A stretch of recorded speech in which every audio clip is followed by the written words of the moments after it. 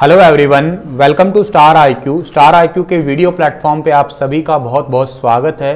दोस्तों 6 अक्टूबर 2021 के particular video में करंट अफेयर आपको पढ़ाने वाला हूं। हरियाणा ओरिएंटेड करंट अफेयर हम लोग इस पर्टिकुलर वीडियो में पढ़ने वाले हैं। स्टार आईक्यू चैनल पे अगर आप पहली बार हैं तो इस चैनल को सब्सक्राइब करना बिल्कुल मत भूलिएगा। पास में बेल आइकन है उसे भी प्रेस कर दीजिएगा। दोस्तों आप लोगों को इस पर्टिकुलर लेक्चर का PDF फाइल जो है वो मेरे Telegram channel star IQ education पे अवेलेबल हो जाएगा। दोस्तों अगर आप लोग ने कल एक सवाल को पढ़ा था, उसका सही जवाब दिया था, तो उसका सही जवाब क्या होगा कि जूनियर वर्ल्ड चैंपियनशिप में भारत की स्टार खिलाड़ी मनु भाकर ने शूटिंग में कौन सा पदक जीता है। तो इसका सही आंसर गोल्ड मेडल था, यानी कि ए वाला ऑप्शन इसका बिल्कुल ओके था। आज का पहला और बहुत ही अच्छे वाला सवाल पढ़ दीजिएगा आप लोग। बहुत ही अद्भुत सवाल है, इंपॉर्टेंट बहुत ज़्यादा है।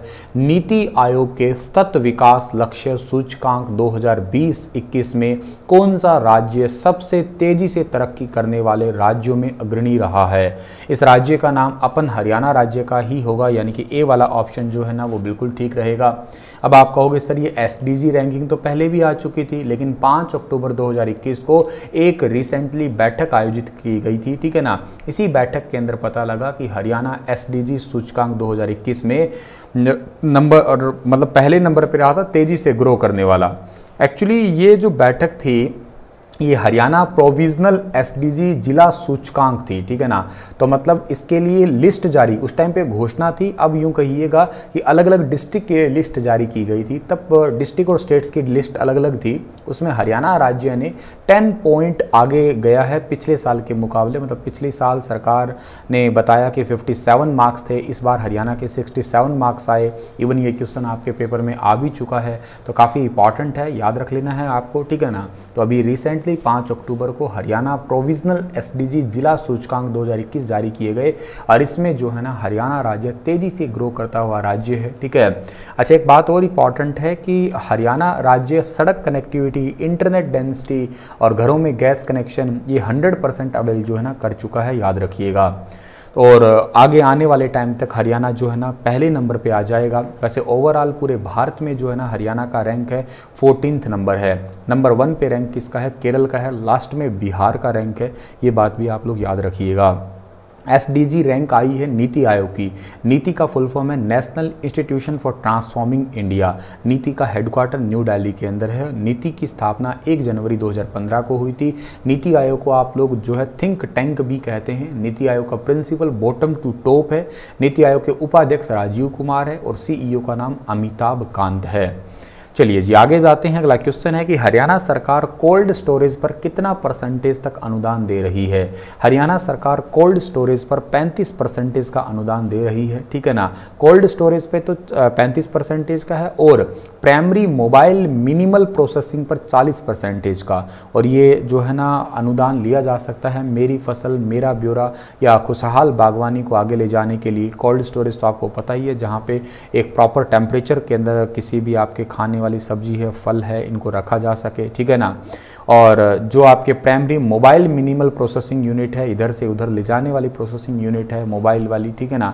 इस पे अनुमानित सीमा 25 लाख रुपए तक की है, लागत आती है, लेकिन 40% का जो है ना इसमें अनुदान दिया जाएगा। अधिकतम 10 लाख रुपए प्रति इकाई तक कह सकते हो आप लोग, ठीक है। इंपॉर्टेंट है ये। पूरे सितंबर महीने में भी कई सारी ऐसी स्लाइड आपको करवाई होगी, अभी भी ये करवा रहा हूँ। इनको इकट्ठी करके कॉपी पे लिख लेना आप लोग, ठीक है। जल जीवन मिशन के तहत हर ग्रामीण घर में स्वच्छ नल का पानी पाने वाला हरियाणा राज्य भारत का कौन सा राज्य बना है। अभी 2 अक्टूबर को गांधी जयंती कहिए या स्वच्छता मिशन के तहत मोदी जी ने जल जीवन मिशन में कुछ लिस्ट निकाली और देखा कि हरियाणा राज्य इस लिस्ट में 3रे नंबर पे निकल के आया। आम जनजीवन की क्रांतिकारी बदलाव लाने में पहले नंबर पे राज्य आया है गोवा, दूसरे पे तेलंगाना और तीसरे नंबर पे है हरियाणा, जहां ग्रामीण क्षेत्र में परिवारों को घर पर नल से स्वच्छ जल देना का काम किया है। 100% जल कनेक्शन उपलब्ध करवाया जा चुका है ऑलमोस्ट हरियाणा के अंदर, ठीक है ना। खैर ये बात कही ही जा रही है, ग्राउंड लेवल पे है, ठीक है ना। लेकिन प्रैक्टिकली आई थिंक हरियाणा के अंदर ये नहीं पहुंचा है, हर गांव तक नहीं पहुंचा है अभी तक, ठीक है ना।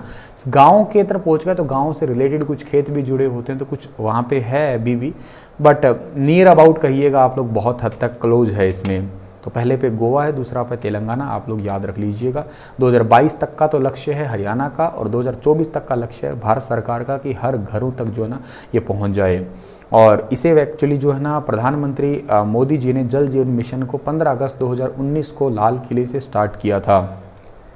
डीसी रेट में प्रदेश के जिलों को कितनी श्रेणियों में वर्गीकृत किया गया है? तो हरियाणा के अंदर जो है 3 कैटेगरी के अंदर जो है ना डिवाइड किया गया है। हरियाणा के मुख्य सचिव के नेतृत्व में सामान्य प्रशासन विभाग सभी श्रेणी और जिलों के लिए डीसी रेट तय करेगा, और इसके लिए जो है ना डीसी रेट में हरियाणा के 3 श्रेणी बनाई है। जो श्रेणी ए है उसमें गुरुग्राम, फरीदाबाद, पंचकुला और सोनीपत है। जो ग्रुप बी है उसमें पानीपत, झज्जर, पलवल, करनाल, अंबाला, हिसार, रोहतक, रेवाड़ी, कुरुक्षेत्र और कैथल, यमुनानगर और भिवानी, जींद है। सी में आता है महेंद्रगढ़, फतेहाबाद, सिरसा, नूंह और चरखी दादरी, ये नाम शामिल है। आपसे पूछा जा सकता है कौन सा जिला कौन कौन सी श्रेणी में है, तो इसको याद जरूर करना आप लोग। पशुओं की निरंतर घट रही संख्या को रोकने के लिए, पशुपालन को बढ़ावा देने के लिए पशुपालन विभाग ने किस योजना को शुरू किया था, जो कि वर्तमान में बंद पड़ी है? और इस योजना का नाम है डियर पशु बीमा योजना। पशु बीमा योजना को जो है ना पशुपालन विभाग ने शुरू किया था, और ये सरकारी खर्च में केवल 100 रुपये में ही जो है ना बीमा होता था, लेकिन अब ये पिछले 2-3 सालों से बंद है। इसी करके जो है ना प्राइवेट एजेंसियां 3000 रुपये में बीमा कर रही है, ठीक है। और पशुओं की निरंतर घट रही संख्या को रोकने के लिए और पशुपालन को बढ़ावा देने के लिए पशुपालन विभाग ने पशु बीमा की शुरुआत की थी। 3 साल बाद यानी कि मार्च 2021 से अब पशु बीमा जो है ना नहीं हो रहा है। ये पॉइंट भी आपको याद रखना है पिछले 2-3 सालों से, ठीक है। साल 2012 में 5 पशु, गाय, भैंस, भेड़, बकरी और सूअर की कुल संख्या जो है ना 394150 थी। 7 साल का सर्वे हुआ तो ये संख्या घट गई, और संख्या घट के 308636 रह गई। मतलब 85,514 पशु कम पाए गए हरियाणा में।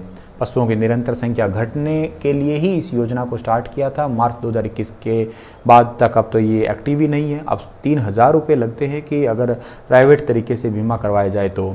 इस योजना को सबसे पहले महेंद्रगढ़ जिले से जो है ना स्टार्ट किया गया था, ठीक है ना। और योजना के अनुसार पशुधन बीमा में दुधारू पशुओं के अलावा भेड़, बकरी, खच्चर, सूअर, ऊंट, घोड़ा बीमा इनका भी किया जाता था, ठीक है। और बड़े पशुओं का बीमा जो है 1 साल के लिए 100 रुपये का, छोटों के लिए 25 रुपये का लिए 1 साल का बीमा जो है करवाना पड़ रहा था। यानी कि 50,000 रुपये की कीमत के पशु की प्रीमियम राशि 500 रुपये होगी, और इसमें 400 रुपये सरकार देगी और 100 रुपये पशुपालक को देना होता था। इस योजना के तहत बीमित पशु का फोटो, स्वास्थ्य और प्रमाण पत्र, ईयर टैग, इंश्योरेंस, कंपनी पशुपालक की मौजूदगी में बीमा तय किया जाएगा। और दुधारू भैंस जो 7.5 से 10 किलो तक दूध देती है उसकी कीमत 40,000 मानकर बीमा किया जाएगा। इसी प्रकार 10 किलो से ज़्यादा दूध देती है उसके 50,000, 10 किलो से ज़्यादा है उसका 40,000। संकर नस्ल की गाय है उसका 10 किलो से ज़्यादा दूध देती है तो 40,000। देसी नस्ल की दूध है 7.5 से 10 किलो के बीच में 30,000। ऊँट का बीमा 30,000, खच्चर का 30 से 50 के बीच में। और बीमा ईयर टैग लगने के बाद शुरू हो जाएगा। जो बीमित पशु के मरने पर 15 दिनों के अंदर ही जो है ना उसको राशि दे दी जाएगी।